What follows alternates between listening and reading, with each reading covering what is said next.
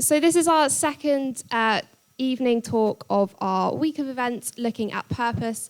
And the topic this evening is, I've lost my purpose. How can I cope when I feel like life is falling apart? Yes, indeed. And there's going to be lots of time of discussion later. As you can see, you're seated in groups. And don't worry, this is a safe space where you can ask questions and even have interesting discussions together. We know that we don't all have the answers, and even in your tables, don't feel like you have to give a complete perfect answer to someone. We just want to encourage you to ask questions and be thinking about different questions that people give. Yes. Speaking of questions, so since you're in your groups, would it be nice to get to know one another? So we're going to spend a minute or two, get to know one another, introduce yourselves, and we're going to have this question to start off the night. Who's the first person you go to when life is falling apart? So who's the first person you go to when life is falling apart? So in your groups, if you can spend a couple of minutes to do that, that'd be amazing.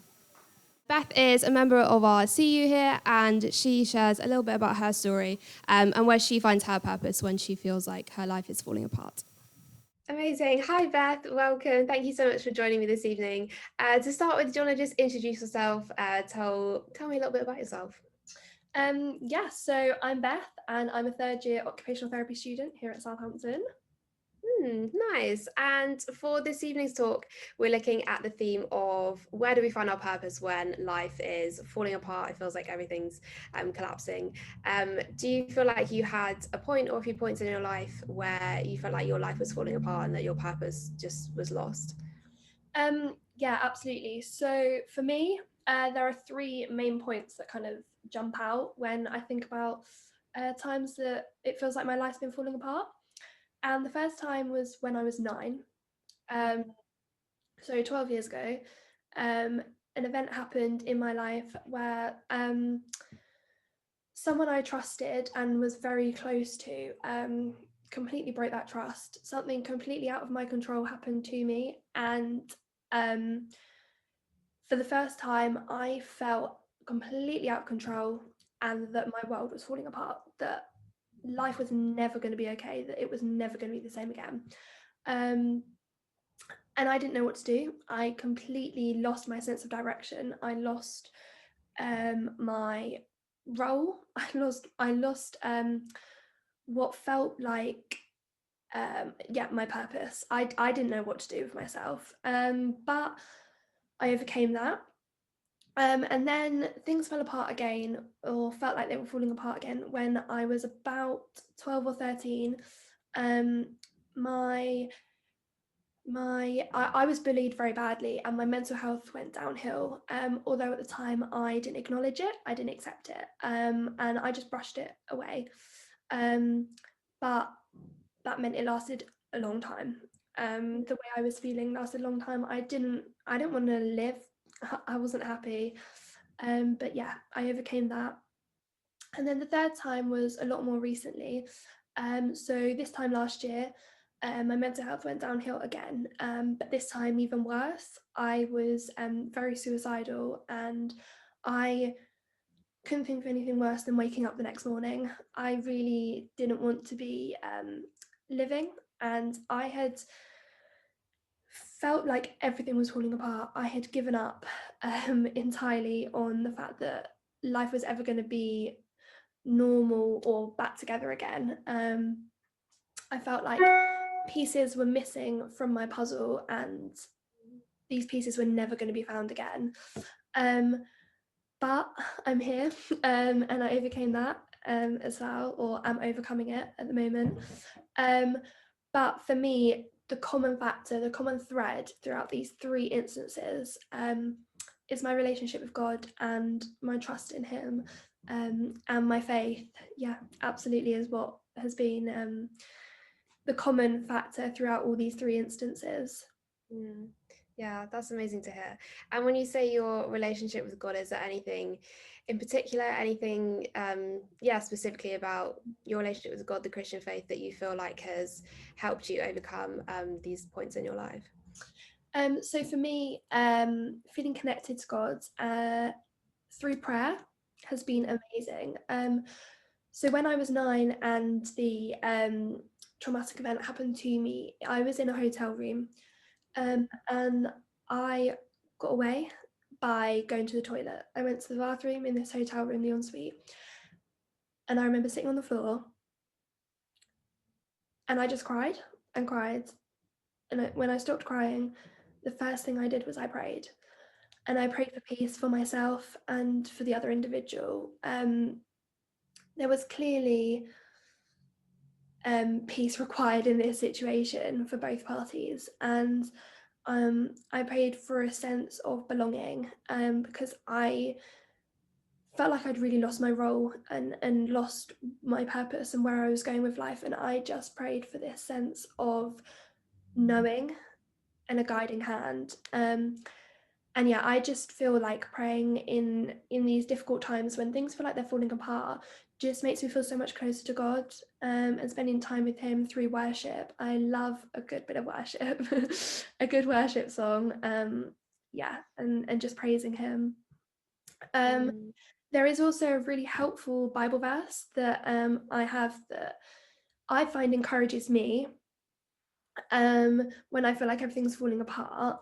So Proverbs 3:5-6 says, "Trust in the Lord with all your heart and do not lean on your own understanding. In all your ways, acknowledge him and he will make straight your paths."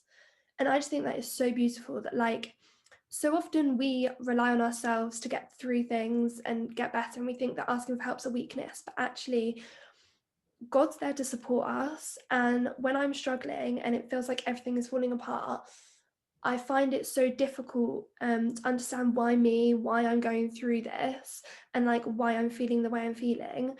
But this verse really, really reminds me that there is a way forward, and the way forward and my purpose is through Jesus and in trusting in the Lord, to provide for me and guide me. And he has a plan for me. He knows where I'm heading. And like, there is a purpose to everything that happens in life. And though it's so hard to see it in the moment, like when I was 9, I didn't think, oh, there's a purpose for this, there's a reason for this.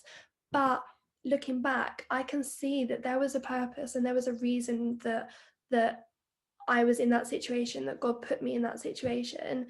And yeah, there's a purpose for everything good and bad in life. And I feel like once you bring God into the picture, life is good and it has so much meaning and purpose. And yeah, I've really, really felt like that is my purpose.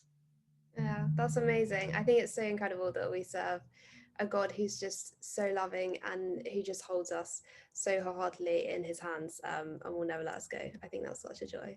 Amazing. Thanks so much for sharing, Beth.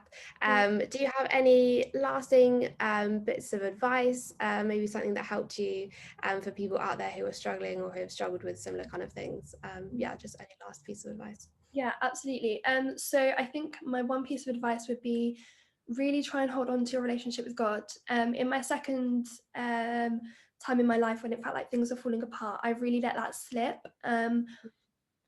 compared to the other 2 times. And that was noticeable because that was a challenge. That was a really hard time for me to get through. I mean, all of them were, but it was noticeable. And actually, I regret that so much. So try hold on so tight to your relationship with God. And although because of COVID, I'm not there tonight, if anybody wants to chat or drop me a message or has any questions, like please feel free. Beth Moore on Facebook. I don't know. Yeah, just like honestly, I'm more than happy for anybody to meet up for coffee or drop me a message. I'd love to chat with people about this because I'm quite passionate about it. So yeah. Amazing. Thanks so much for sharing, Beth. Sorry you couldn't be with us this evening, but at least we still got to see you. Yeah, amazing. Thanks so much for sharing with us. Thank you, Emily. What a big and yet very real question. What happens when, when your world is falling apart? What happens when you feel like what you do doesn't make sense anymore, or you feel like you don't have the capability to do anything anymore? So tonight we're going to look into that topic a bit more. Pete is here. Cool. Quick show of hands if anyone doesn't have food yet. Yeah? Yeah? We want to make sure you're well fed. Thank you.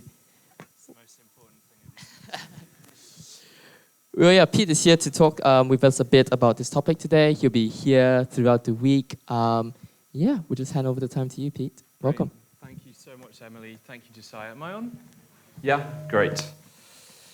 Listen, well done for coming out on a wet Tuesday evening to consider such a big theme. I'm aware, even having spoken to a few people this evening, that this is not an academic theme, this is a personal theme. We've already touched on some big issues tonight. We're going to touch on some big things tonight. If you feel that you just need some space at any point in the evening, that's fine, okay? We want this to be a comfortable environment for you, a safe environment for you. But if it at any point feels as though it's just getting too much, then don't feel bad at all about getting the space that you need. This week, we're thinking about some of the experiences of life that are common to all of us. And tonight, we're thinking about experiences of difficulty. How can we cope when it feels as though everything is falling apart? Recently, I've been reading a book called Dear Life by the atheist palliative care doctor, Rachel Clark. It's one of the most beautiful books I've ever read. And at the beginning of one chapter, she quotes a woman called Susan Sontag, who, I don't know if this is working, might need to move it on, who uses an image about illness. She says this: everyone who is born has dual citizenship. They're in both the kingdom of the well and the kingdom of the sick. And although we all prefer to use the good passport, sooner or later, each of us is obliged, at least for a spell, to identify ourselves as citizens of that other place, the kingdom of the ill.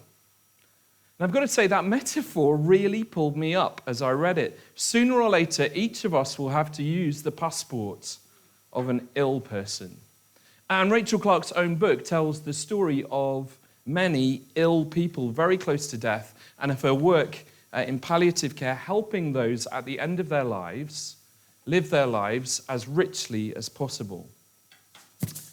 There may be some people here, and you think, at the moment, I am using the passport of the ill. Perhaps there's somebody who you love very much who is using the passport of the ill. If not, you soon will. You soon will. And of course, illness is just one way in which things can feel as though they are spiraling out of control. How can we cope when it feels as though everything is falling apart? I think there are two common approaches. One is to try and retreat from the world. When life is hard, we try and remove ourselves from that which we think might hurt us. Retreat might take the form of escapism, hiding under a duvet day, or embarking upon a Netflix binge, or procrastination, or turning to alcohol. It can be forms of denial, just trying to divorce ourselves from the threats that we face.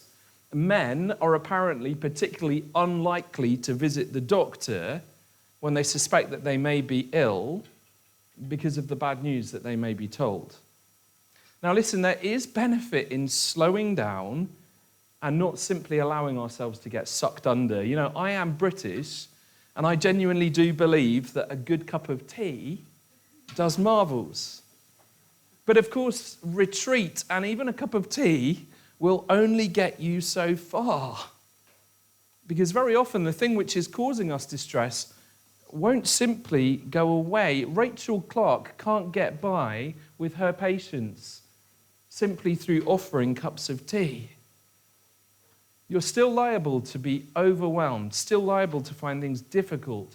The symptoms that are causing you pain are unlikely to just go away by themselves. Financial pressure, family pressure, horrible memories.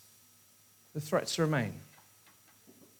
Meanwhile, I think if we take this approach, we miss much of what is genuinely good about the world. President Eisenhower dryly put it like this: if you want total security, go to prison.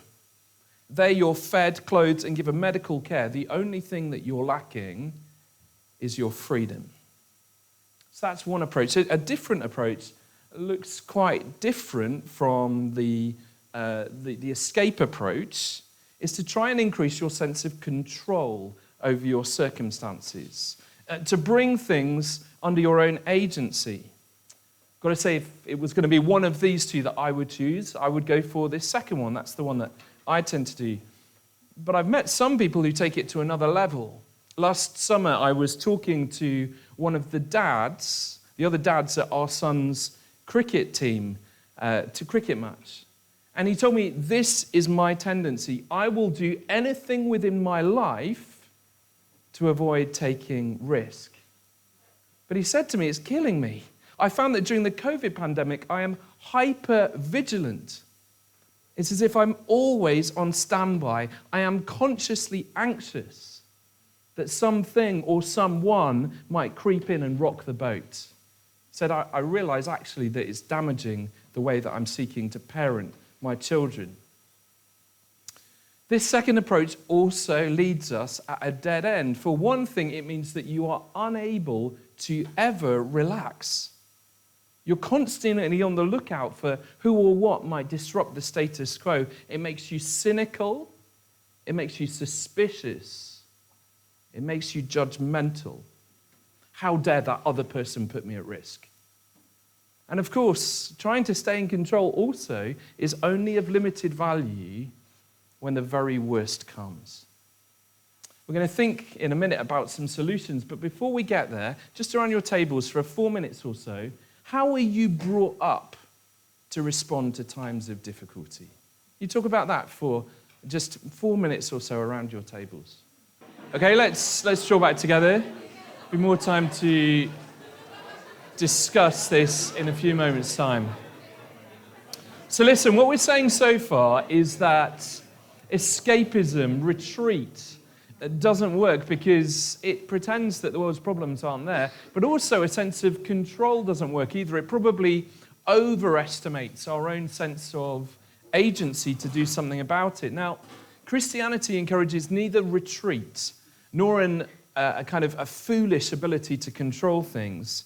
Instead, Christianity says that real hope can be found even when things are falling apart if you'll recognize your limits and ask for the help that you need.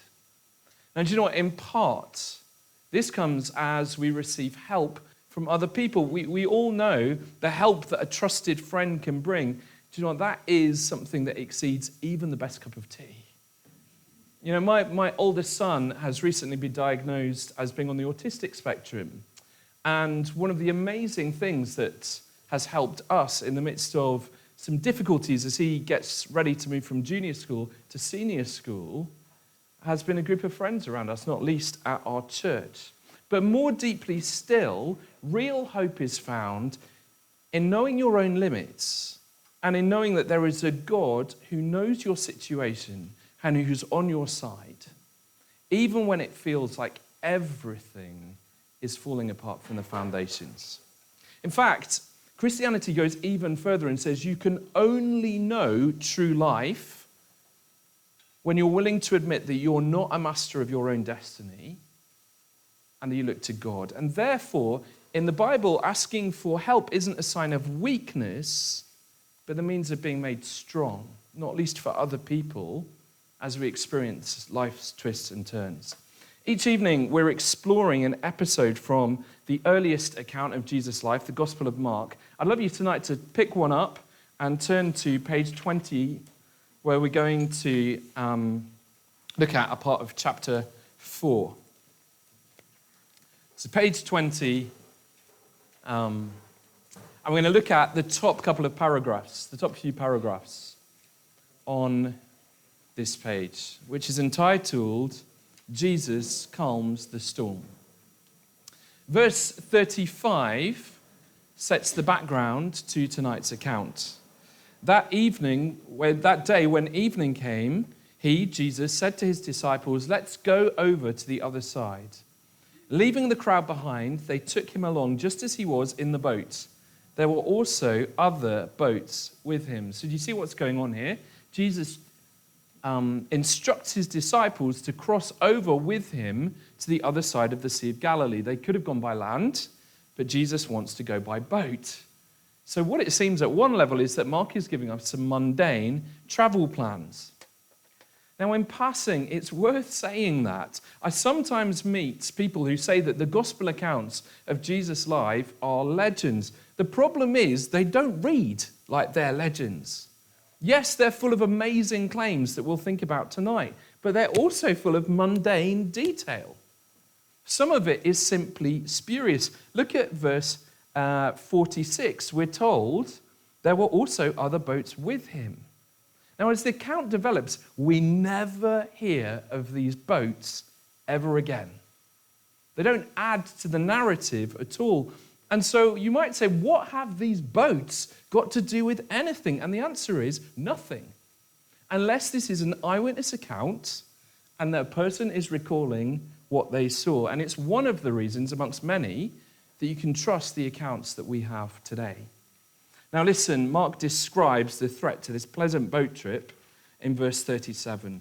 A furious squall came up, and the waves broke over the boat, so that it was nearly swamped.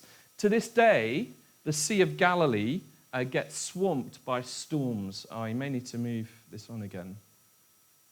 Can we get to the next picture? Right, so this is a picture of the Sea of Galilee today. You can see a sign and a bin, which is about to be washed away. And the reason for this is that the sea, which is technically a lake, is below sea level, but it's surrounded by mountains. Now, here's the geography geek in me coming out. As the cold air from the mountains and the warm air from the lake mix, it means that the area is particularly susceptible to dramatic storms. Now, the Greek word used to describe this particular storm, which is translated furious squall in verse 37, is the Greek word seismos. Seismos. In an area used to storms, this storm is seismic in proportion. Jesus' disciples were hardened fishermen, and yet we're going to see when it comes to this storm, they are reduced to gibbering wrecks. All the while, verse 38, we see Jesus was in the stern, sleeping on a cushion. Jesus is clearly shattered from the day, and he's catching some rest. Again, you can get a bit geeky about this. The particular word used to describe the cushion is the kind of raised bit where there was one fitted cushion at the back of the boat. And this is an artist's impression of it. There is Jesus. He is soundly asleep. He is so asleep that not even the tossing of the boat, the noise of the wind, and the blowing of the water wakes him up. I mean, we've all got a flatmate like that, haven't we? And they might say, look, in this detail at least, I am like Jesus. But the storm picks up, and the disciples realize that Jesus must be roused. Verse 38, the disciples woke him and said to him, "Teacher, don't you care if we drown?" Now, I wonder what you make of that question. Teacher, don't you care if we drown? I've got to say, it isn't very logical when you stop and think about it, but it is honest. And don't we often find ourselves thinking and feeling similarly? A seismic storm seems to come into our life and it shakes everything. And you think there is a real chance that everything is about to be washed overboard. Your loved one doesn't pull through. Your friends that you thought that you could count on betray you. A mental health struggle just seems to come out of nowhere and cripple you. And we heard similarly from Beth just now, didn't we? Perhaps even now as you are waking up, you feel as though the water is already at your chest. It's been really difficult for you to come this evening. Thank you so much for coming. But here's the thing, you hear your Christian friend speak of how they believe that Jesus is God, but in your case at least, if he's there, he seems to be asleep. Perhaps the storm has come and you think, I am going under here, and no one seems to care, not even God. And it's terrifying. Because most of the time we tell ourselves that if things get bad, we'll be seen through by our friends or our family or our medicine or our charisma or our pension scheme. What about when the storm really comes? What about when the storm really comes? My guess is that there is a point that most of us will have lain awake at some point in our life and thought this: if God doesn't exist, if he isn't there, and the worst happens, such that even my family and my friends can't see me through, then who or what could possibly catch me? Have you thought that? I have, and an empty universe is a terrifying place to be. But let's pick up the story in verse 39. Jesus got up, he rebuked the wind and said to the waves, "Quiet, be still." Then the wind died down and it was completely calm. Just allow yourself to be surprised by this, even if you've heard this account before. Jesus rebukes the wind. Now, what's rebuke? A rebuke is something that you normally do to somebody who is underneath you in some way. A boss might rebuke an employee who's consistently late. A parent might rebuke a child. Do not draw on the walls. Keep your hands to yourself. Keep your bottom on your seat, or in our family. Don't snip off the ends of your socks. Get out of the supermarket refrigerator this second. Little insight into my family bliss there. That's rebuke, isn't it? And here is what Jesus does. Jesus stands up and he rebukes the storm as if it is a naughty toddler. And notice there are no incantations, no histrionics, no magic wand, no hocus pocus. Jesus just stands up, talks to the wind, and it dies down.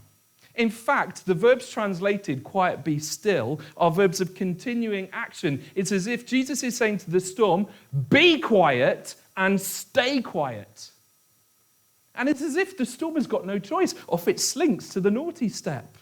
It simply cannot stand against Jesus' word. Verse 39 tells us that it went completely calm. This is a miracle. Even if the wind was stilled, it would normally take hours for the water to still as well. But with Jesus, it all happens at once. It is all completely calm. Now, I know that it takes a lot of getting your head around this. But just run with me for a minute. If this is true, here is a human who really does have control that none of us has. Here is a human who is in control of the world when it's apparently spun out of control. For here is a human, this is the claim, here is a human who has control over the wind and the waves. I'd love you to discuss this for just a moment. This is the Sea of Galilee. Calm. See the mountains behind, geography geek again. Here's what I want you to just discuss for a few minutes, though. Does Mark's account of Jesus stilling the storm strike you as true? Why or why not? Go for that around your tables for a few minutes. Plenty of time to keep talking about this as the evening goes on. I mean, I've already talked about some of the details that make me think that this bears the hallmarks. I mean, it is an amazing account, isn't it? An amazing account, but I do believe that there are the hallmarks of an eyewitness account here. I've got to say, I think that the dialogue that follows is so surprising that I think that it is genuine as well. Have a look. In verse 40, Jesus, in the stillness, says to his disciples, "Why are you so afraid? Do you still have no faith?" And we're told they were terrified, and they asked each other, "Who is this? Even the wind and the waves obey him." Notice, now the disciples aren't just afraid, they are terrified. It's as if when they were in the seismic storm, that was regular fear. Now, after Jesus has rescued them from the storm, merely through rebuking it, now this is no longer regular fear. They are terrified. Do you see, the manner of the rescue scares them more than the storm itself. Why? Because there is a man in their boat who has the power to still storms. And as Jewish people, the significance of that is not lost upon them. Do you know, across Jewish history, various prophets claimed the ability to heal. But Jewish people believed that only God could control the weather. Only God could control the wind and the waves. In fact, history tells us that just a few decades before Jesus, someone claimed to be able to control the weather, and they were charged with blasphemy. No, only God controls the wind and the waves. Yet now, Jesus controls the wind and the waves. Notice he doesn't even call on a higher power or pray to God. It's not like he says, God makes this storm stop. He does it all by himself. In fact, this is one of 3 consecutive stories in Mark's Gospel where we're told about things that obey Jesus that are surprising. Here, Jesus commands the weather and it obeys. As we go into chapter 5, Jesus commands the spiritual powers and they obey. We then see disease and even death obeying Jesus. And this is why, for the disciples, glimpsing Jesus' power was even more terrifying than believing they would drown in the storm. Because they were starting to realize that they were face to face with the living God. Perhaps they were starting to realize that if the natural order obeyed Jesus and the spiritual powers obeyed Jesus and disease obeyed Jesus and even death obeyed Jesus, then they really had no good reason from withholding their loyalty from him. Perhaps actually tonight, as you're seeing Jesus at work, you're a little bit scared of him. I think that's perhaps no bad thing at this point. But also coming face to face with one who has power over the storm can transform our fears as well. I think Mark chapter 4 is so realistic about fear. It says that fearing things is natural. The disciples who history tells us went on to become some of the most courageous people in all of the ancient world, in this boat were afraid. And we would want to say, wouldn't we, their fears were justified, just as many of our own fears are justified too, because we live in a world that really is lethally dangerous to us. Though our planet and its people are amazing, they can also hurt us. I mean, here the threat comes from wind and wave and storm, but we could add to that list of threats, couldn't we? Disease, cancer, a speeding car, dementia, mental illness. The list goes on, and that's even before we factor in the rash actions of the world's most powerful people. We don't often think this way, but every day we are surrounded by forces which are beyond our control, which threaten to rob us of that which is most precious to us, and which even threaten to rob us of life. And yet Mark chapter 4 also teaches us that fearful people can become courageous, not as they airbrush the dangers away, but as they face their dangers and yet know, I belong to the one who stilled the storm and who is alive today. Now, I want you to hear me right on this. It's not that Jesus never allows any of his people to perish through drowning or through any other natural disaster. Let me tell you, followers of Jesus die in these ways every year. What this account is telling us is that if Jesus really is Lord of the storm, if he really is Lord of the universe, then absolutely nothing happens by accident. And it teaches us that if we belong to Jesus, absolutely nothing can destroy his purposes for you. Let me tell you, that makes all of the difference when you go under the knife, or when the dark cloud returns, or when you find yourself in a situation of real danger. It means you need not get swept up in yourself. Fear is natural, but you're being held by the one who is Lord of all. Let me tell you from first-hand experience, that makes a massive difference. Even in the most fearful of moments, you can call upon Jesus. And this account shows us that Jesus is always willing to be called upon. Isn't that what we see in verse 38? The account does not say that Jesus was irritated about being woken up. He was happy to be called upon. In fact, if I might put it like this, in a chaotic world, Jesus wants us to call upon him. He wants us to entrust ourselves to him. There is nothing more natural, there is nothing more human than calling upon your Creator, the one for whom we were made to have a relationship. He never intended any of us to tackle the chaos of life alone. And so if I might put it like this, Mark chapter 4 teaches us that there is something more important than being kept away from life's storms. And that is discovering the living God's faithfulness to you in the middle of the storm. I know the storms are painful. I've had glimpses of some of your stories this evening. But I want to say there are some lessons that you can only learn in the middle of a storm. There are certain lessons you can only learn in the middle of a storm. And Jesus allows us to go into storms because very often they are the precise places in which we learn to rest in his faithfulness, to trust him, knowing that he loves us and he will never, never, ever let you go. I want to tell you this evening that Jesus still has power over the storms of life. Sometimes Jesus delivers us from the storm. Otherwise, he shows us that very same power through holding us through the storm. Or if I might put it like this, sometimes Jesus speaks to the storm and says, "Peace, be still."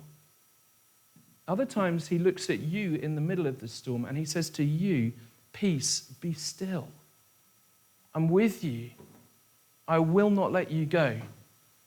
And the anxieties that cripple you, the storms in your heart, can begin to be addressed as Jesus shows the power over the storm, but also his commitment to you in the storm.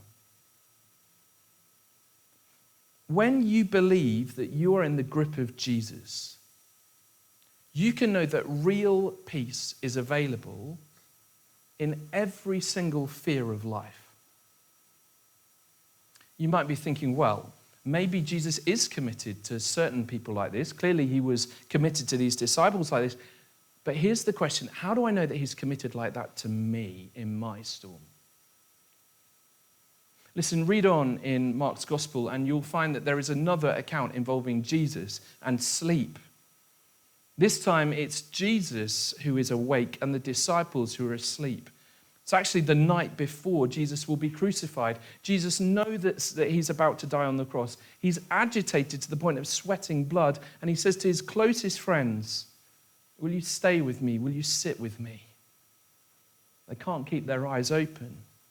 They're apparently unmoved even by this example of deep grief.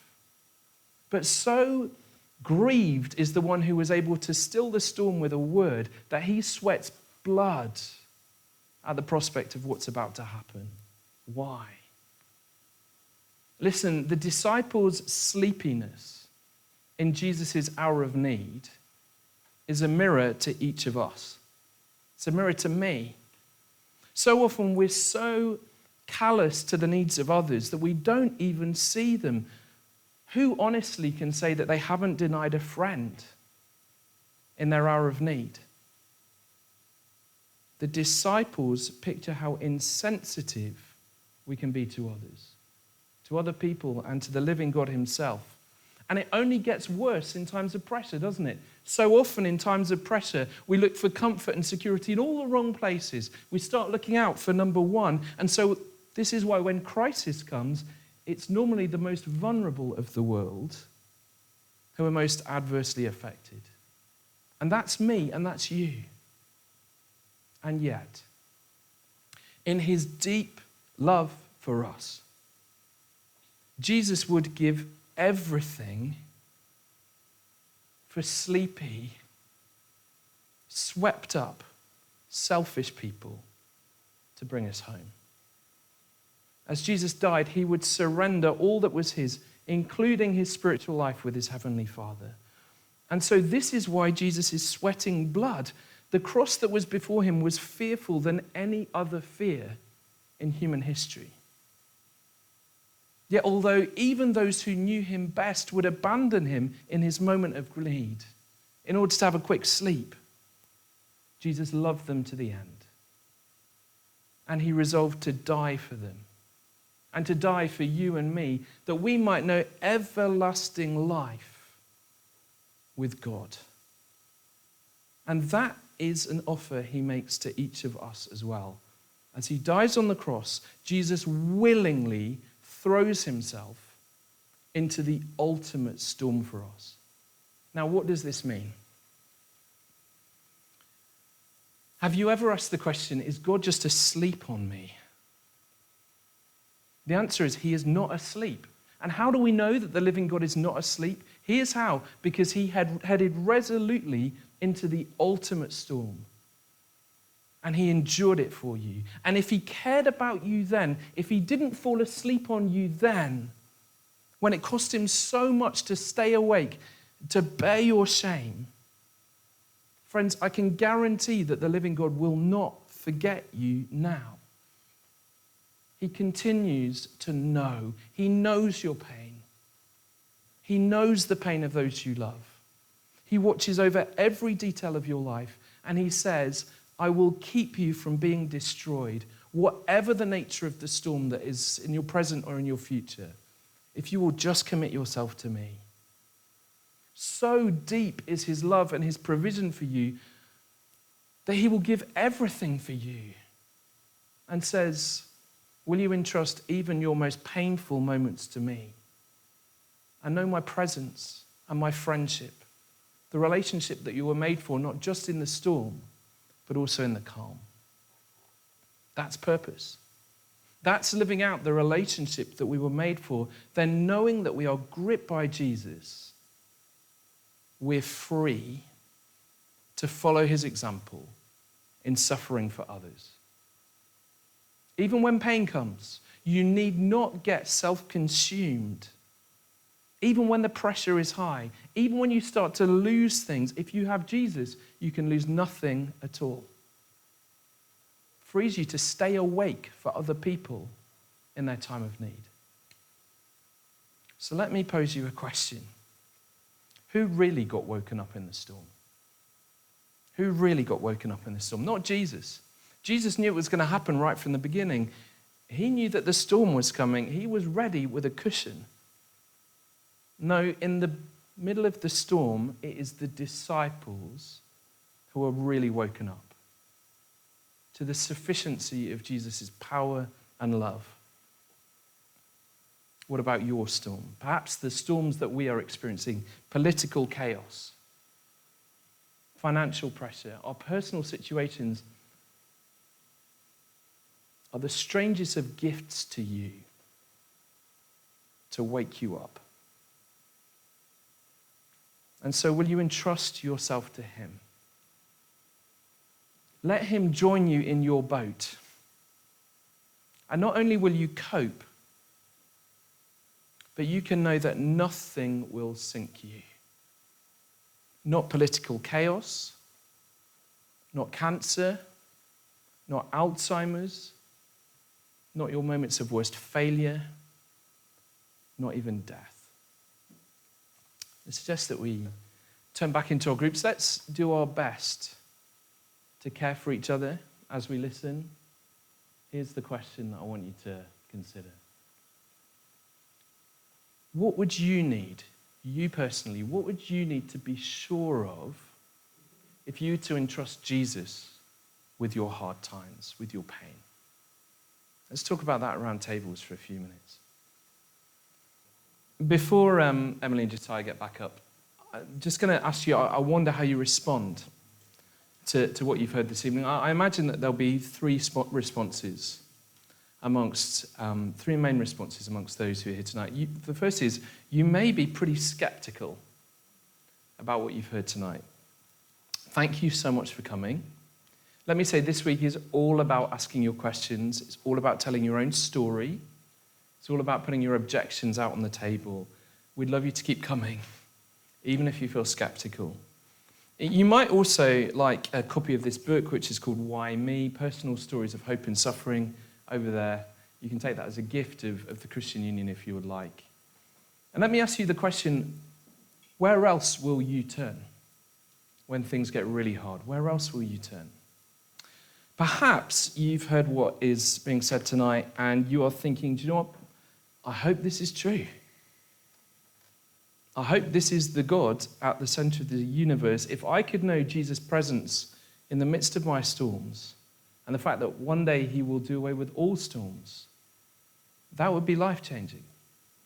And perhaps you've realized that you need to look into this some more. Well, in a moment, there are some Connect cards, and you might just want to write something like, tell me more, or something else which can help us to know that you've got questions, you'd like to tell your story, and we'll find a way that is sensitive and appropriate for you, and which can make sure that tonight is a springboard to asking some more questions. Also, obviously, welcome to come back tomorrow night and at lunchtime tomorrow as well. Do keep asking your questions around the tables as well. If you do want to talk about more afterwards, this has gone again. You move it on to the next thing. Here are some optional questions. We started late because of the food, finishing a bit late, so you're free to go. Sound like a teacher, don't I? But if you would like to talk more around the tables afterwards, here are a couple of questions you might think about. When the worst happens, where will you look? Then also, you might just like to ask one of the Christians around your table of how knowing Jesus has changed their experience of a hard time. We heard Beth's story. Perhaps you might like to hear other people's stories as well. So you might be skeptical, you might want to hear more. My guess is that there are some people here, and you are thinking, I don't know everything about Jesus. There are all sorts of questions about pain and suffering I still need to know more about. I don't know everything, but I know enough. And actually, I know that if I'm to have real hope in the midst of suffering and pain, and actually if I'm going to be set free, not to get swept up in my own pain, but to be awake to others in the midst of their need, I need the living God. I need Jesus. And I'm glad that he came, and I'm glad that he died. And I'm glad that he wants to join me in my boat. What we're going to do in a minute is we're going to pray. In fact, we're doing this every evening. The reason we're doing this is if you want to start a relationship with the living God, you start it by talking. In fact, that's how you start any relationship, isn't it? If you want to invite yourself, if you want to invite Jesus into your boat, you want to entrust yourself to him, then there's going to be a prayer to say in a minute. Not out loud, just in the quiet of your heart, you can echo it along. If that's not you, okay, don't feel any compulsion. Don't feel as though you're being press-ganged into anything. You might just like to listen to the prayer that's being said, consider it for yourself, or you can think about absolutely anything else you want to. It's a free country. All right, but what I'm going to suggest is that we all close our eyes now, and we honor and we respect those who do want to take this step now. And if this is you, if you want to entrust yourself to the living God, bring your pain to him and your need for forgiveness to him, echo this in the quiet of your heart. It's a simple prayer. We're going to say sorry, thank you, and please. Let's pray. Living God, I'm sorry. I'm sorry that I've lived without you in your world. I recognize that I've ignored you. I recognize that I have been blind to the needs of others in their storms, and I've failed them. Thank you. Thank you that knowing every detail of my life, you were yet willing to send Jesus for me. Thank you that you love me enough to pay for my everlasting welcome at the cross. please forgive me. Send me your Holy Spirit that I might know the reality of your love for me, that I might know comfort in the storms of my life, and that I might live for you. Amen. Guys, thanks so much for listening so attentively this evening. Thank you for honouring each other in conversation. We've talked about some big things tonight, haven't we? Really look forward to seeing you tomorrow, if you're able to come. Do chat around tables afterwards. Do come and find me. I'm, I think, the only one in a yellow top, so you can't miss me. If you would want to tell something of your story, regardless of whether or not you're a Christian, if you'd just like me to pray for you in the midst of some difficulties you're facing, I would love to do that, to hear some of your story. But over now to Josiah and Emily, who are going to tell us what's going to happen for the rest of the evening. Wonderful. Thank you, Pete. That was really good. So this is the sort of like formal end of our event tonight. But do stay around if you want to discuss in groups. This is a completely open and safe space for you to do that. And in a while, we'll also have cakes and things like that at the back. Tomorrow, there are going to be more talks in the afternoon, lunchtime at 12 and 12:45. They're the same talks, but repeated. And then in the evening, same time here, 7 to 8:30. So tomorrow's talk in the afternoon is going to be sex, drinks, and jesters. Won't God spoil all the fun? And evening, it's going to be discovering my purpose, what shapes my identity. Cool. And if the talks are throughout the whole week really sort of like interest you, there's going to be more of these purpose talks. We're calling it Purpose Explored. It's going to be every Thursday, following up next week onwards. But more information on that on our social media.